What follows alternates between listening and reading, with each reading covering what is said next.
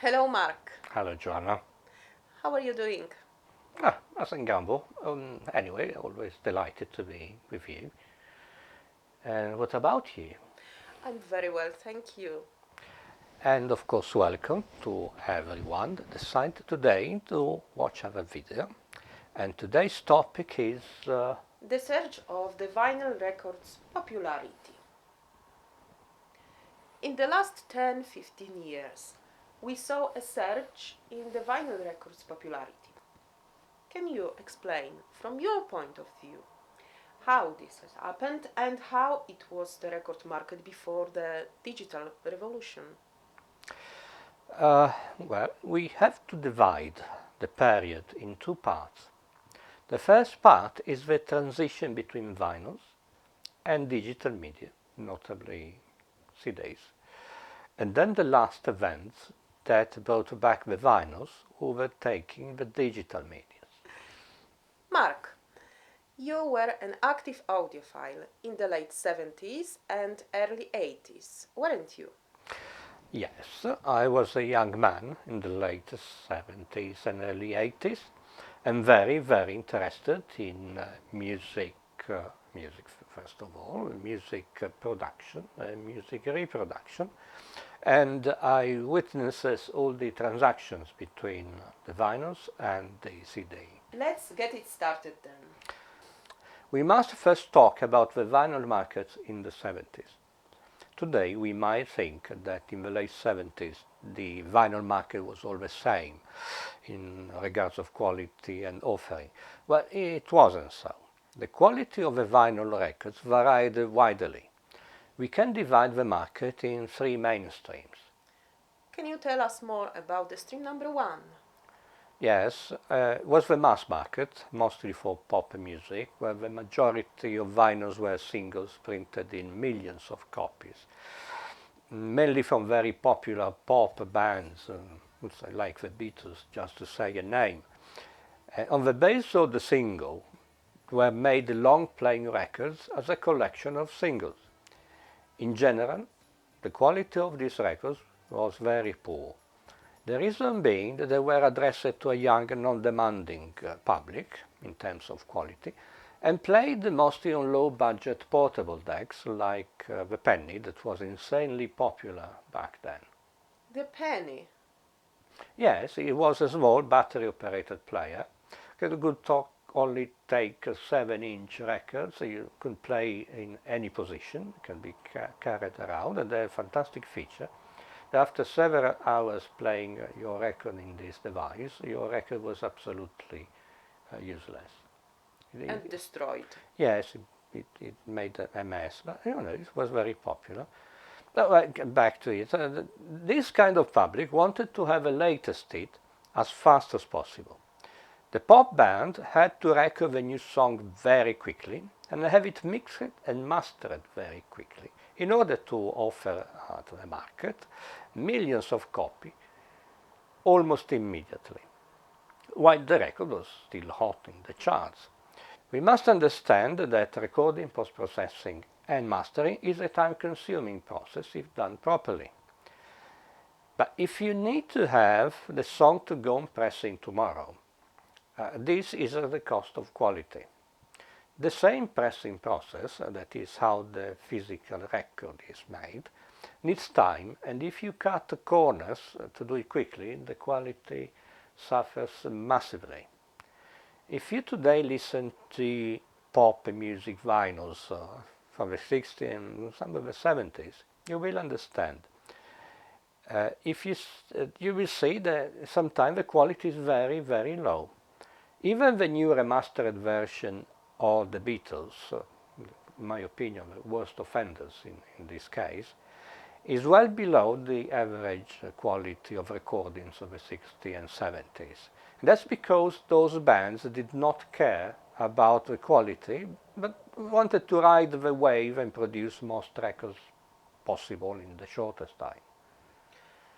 You were talking about the low quality recordings from the 60s, but we know very well there are some great recordings they were made in 50s. I didn't say that all the records from the 60s were of low quality. There are many records of the 60s are very, very very good quality, perfectly listenable today. And yes, you're right. There are some recordings, even from the 50s. They are very, very good. I have a copy of a Porgy and Bess from Gershwin. Is the studio version is sung by Ella Fitzgerald and Louis Armstrong. And I can tell you that despite the fact it has been recorded in 1957, is very well listenable today. Is very good and high quality.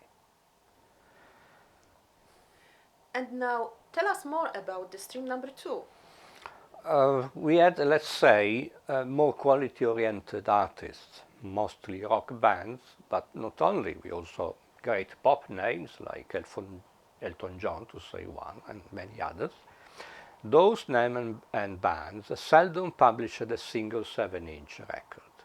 They used to publish LPs, most notably Pink Floyd, the Dire Straits, Alan Parsons Project, the 10cc, the Eagles, and the like. Yes, they were releasing singles, but mostly for broadcasting, while they were working on the LP.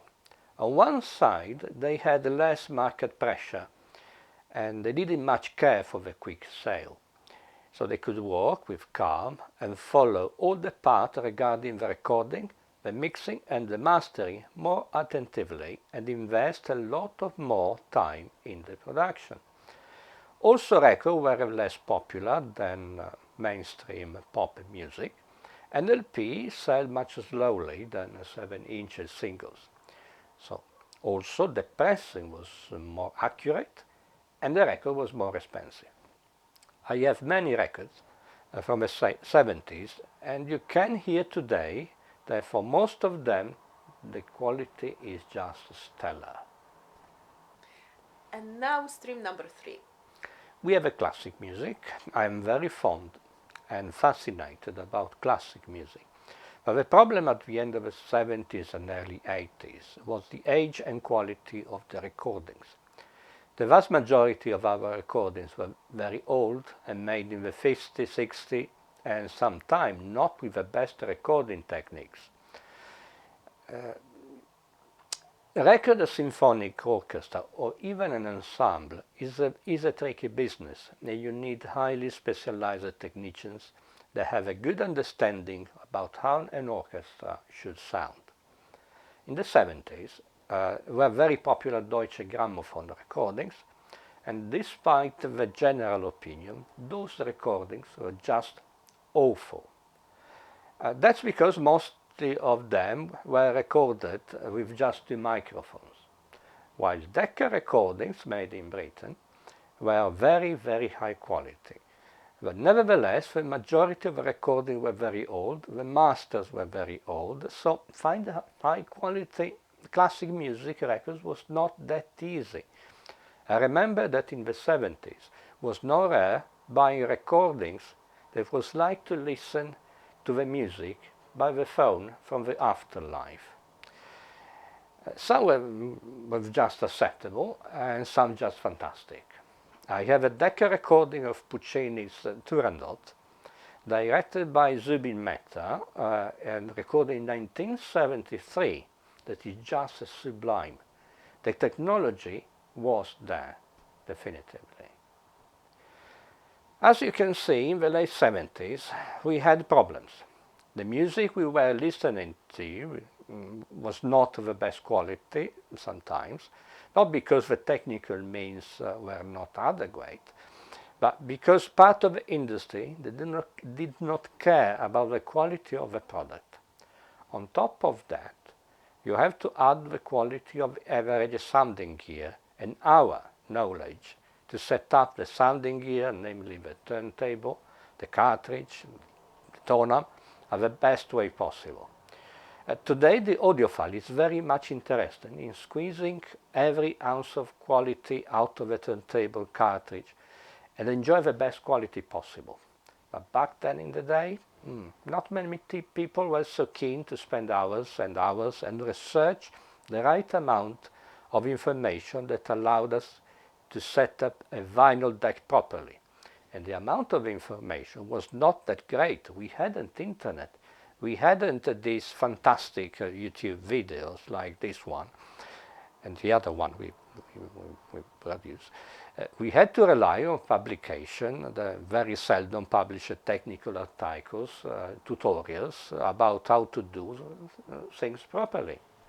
What you are saying, it doesn't sound right to me.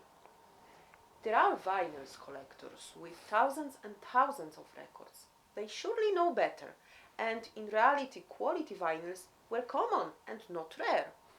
Oh, yes, they have tens of thousands of records, but do they listen to them? That's a fair point. And then arrived the CD.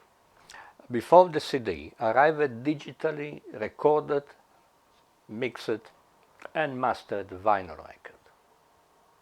I never heard about that.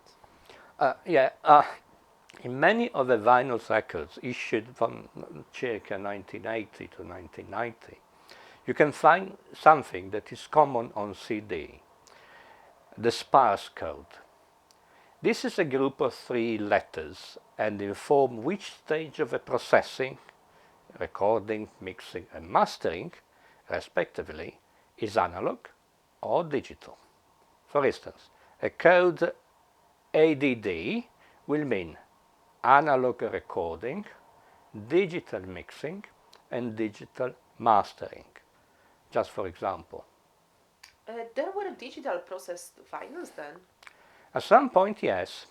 With the introduction of new mastering and mixing consoles like JVC 900 that were fully digital, recording and production studios started to adopt digital recordings.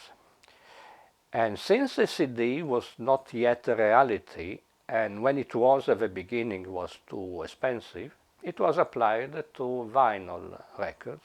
It was a kind of hybrid. Like some of today's cars, we have Oh, hybrid on the roads. all right.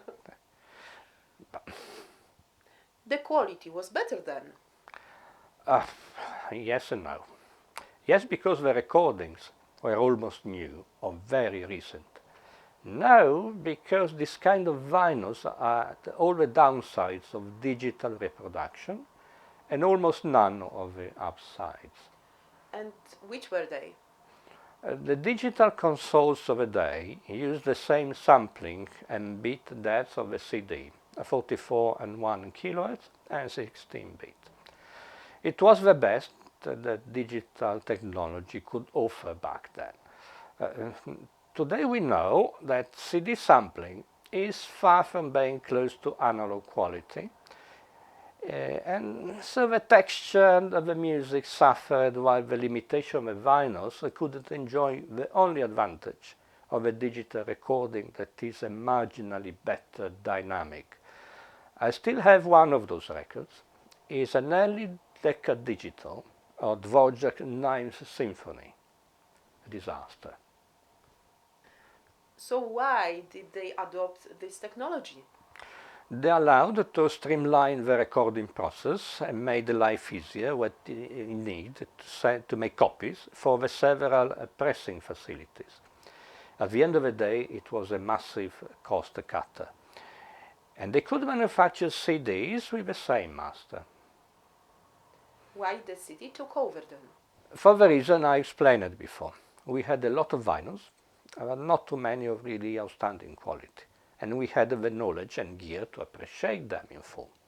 Then you add that after 1988, the CD started to be way cheaper to manufacture than vinyls. And the CD readers were cheaper, easy to use. You could use them in a car without making tape copies. You could copy CD without loss of quality. At the end of the day, it was convenience over quality, and the large public want convenience. And now the tide has turned. No, it hasn't. And this for a simple reason that the digital music market is immensely larger than vinyl market. What we have today is a clear watershed in the market.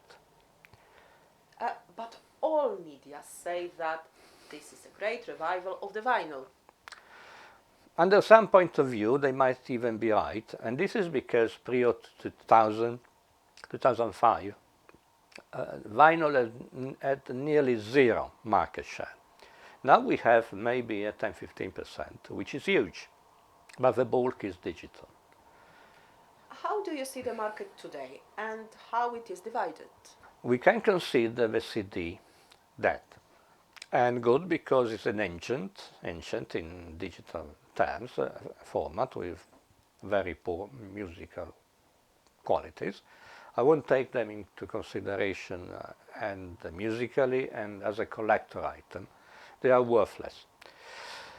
We have the digital market that is huge and split in two layers. And tell us about the first layer. We have a low quality layer made by streaming services, mostly MPEG-3 compressed file for casual listener, mostly walking in the middle of a street with some sort of headphone or earphone, quantity over quality. I'm perfectly fine with that. And they are maybe 80% of a digital market. And the second layer? Then we have the high quality market with high bit rate and 24-bit files, lossless format for critical listening in quality sound systems. This layer is getting more and more important and competing with vinyls in terms of quality. So they are close, but no cigar, like they say, on the other side of the pond. Of course, the convenience of digital is undeniable. And then we have the analog vinyl market that is also layered. So which are those layers? I will say that we have the vinyl is cool movement, mostly young fellows that are influenced by the media, socials, etc., that approach the vinyls in a way to be cool. They are driven by marketers to some ultra-low grade audio gear and without any knowledge or will to learn anything about analog and sound. They are the perfect consumer, beloved by the marketing guys. And these are a good chunk of a new vinyl wave, but with very little chance to evolve. And another layer? Yes, we have the rest of us. Mostly older guys, but not only, that approach, stick with, or return to vinyls for some solid reasons. And which are those solid reasons? There are quite a few, and they compound together. Most of us will tell you the sound quality, but it's not only that. You can have a sound quality close to vinyl with the latest digital files. Probably investing less money in audio gear, you have less things to learn. For the price of this digital file are simply a test in broad light. Anyway, one factor after the quality is that you can appreciate with a considerable invest of money, time and knowledge is the fact that you own the music. Own the music. That's weird. Think for a moment. With a vinyl record, you own the music. You have it in your hands. You cherish it and take care of this piece of plastic, sometimes for decades. I have records I purchased 40 years ago. And if you wish, you can sell it. You can't do that with a digital file.